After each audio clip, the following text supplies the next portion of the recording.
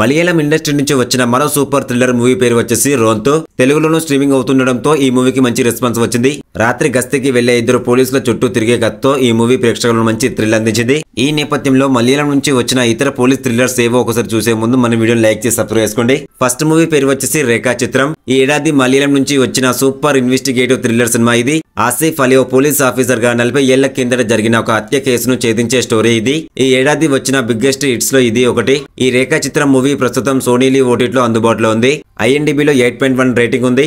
Second movie పేరు వచ్చేసి నాయటు. ఓ దళితుడి హత్య కేసులో అనుకోకుండా చిక్కుకొని పారిపోయే ముగ్గురు పోలీస్ అధికారుల చుట్టూ తిరిగే కథ ఇది. IMDbలో 8 రేటింగ్ ఉన్న ఈ సినిమా నెట్ఫ్లిక్స్ లో అందుబాటులో ఉంది. థర్డ్ మూవీ పేరు వచ్చేసి ఇరట్టా. హెడ్ కానిస్టేబుల్ పాత్రధారి సినిమా మొదట్లోనే పోలీస్ స్టేషన్ లో చనిపోయి కనిపిస్తాడు. అతడు ఎలా చనిపోయాడు అన్నదే ఈ మూవీ యొక్క స్టోరీ. మంచి ఇన్వెస్టిగేటివ్ థ్రిల్లర్ సినిమా ఇది. ఈ సినిమా నెట్ఫ్లిక్స్ లో అందుబాటులో ఉంది. IMDbలో 7.7 రేటింగ్ ఉన్న ఈ మూవీ ఇది. ఫోర్త్ మూవీ పేరు వచ్చేసి Kannur squad. Mammootty police officer పాత్రలో నటించిన సినిమా కన్నూర్ స్క్వాడ్. ఓ కేసులో దేశం మొత్తం తిరుగుతూ నేరస్తుడిని పట్టుకోవడానికి ప్రయత్నించే ఓ పోలీస్ స్క్వాడ్ చుట్టూ తిరిగే కథ ఇది.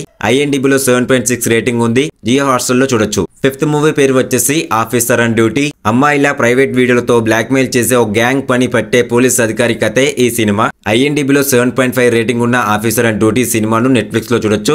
సిక్స్త్ మూవీ పేరు వచ్చేసి గోలం. అమెజాన్ ప్రైమ్ వీడియోలో స్ట్రీమింగ్ అవుతున్న మరో మూవీ గోలం. ఈ సినిమా ఆఫీస్ లో బాస్ చనిపోవడం తర్వాత జరిగే పోలీస్ ఇన్వెస్టిగేషన్ చుట్టూ తిరుగుతుంది. మొదటి నుంచి చివరి వరకు మంచి సస్పెన్స్ తో సాగే థ్రిల్లర్ మూవీ ఇది. IMDbలో 7.2 రేటింగ్ ఉంది ఈ మూవీకి. Top level investigation suspense thriller movies ఇవి. ప్రతి ఒక్క మూవీ తెలుగులో ఉంది. ఈ రివ్యూ కనుక మీకు నచ్చినట్లయితే కామెంట్ రూపంలో కామెంట్ చేయండి. నచ్చితే లైక్ చేయండి, షేర్ చేయండి, సబ్స్క్రైబ్ చేసుకోండి. Thank you.